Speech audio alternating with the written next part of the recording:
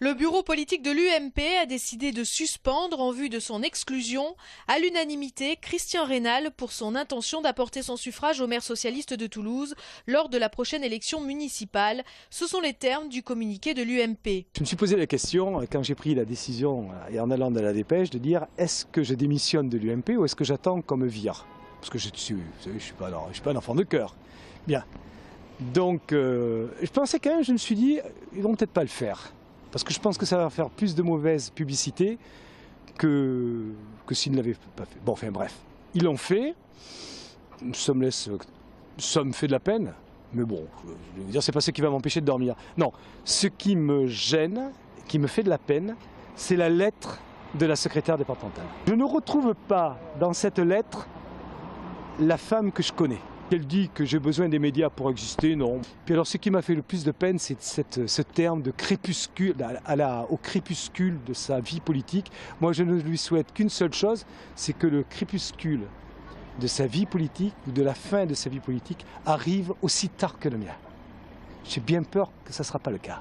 Au-delà des relations fort distendues avec Jean-Luc Moudinque, dont il ne prononce pas le nom, Christian Raynal voit chez Pierre Cohen un chef dont il apprécie le bilan, tant sur la restauration du centre-ville qu'en matière de transport avec le tram. Christian Raynal revendique malgré tout son statut d'homme de droite, un homme de droite social qui reste à droite malgré les étiquettes. Face à l'événement, l'UMP local affiche sa sérénité qui contraste avec la rapidité de sa réaction. Il faut raison garder.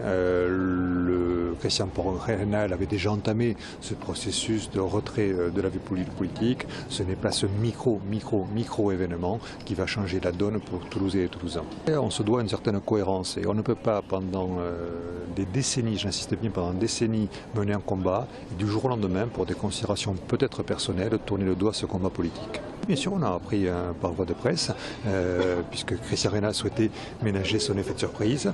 De ce point de vue, c'est réussi, mais une fois de plus, nous regrettons, alors même qu'il avait entamé une démarche glorieuse de décider d'arrêter par lui-même la politique, de former une nouvelle génération. Nous regrettons cette intention affichée de voter pour Pierre Cohen, alors que nous menons un combat difficile pour Toulouse et pour les Toulousains. Regret des uns, soulagement des autres, la campagne pour les municipales se poursuit.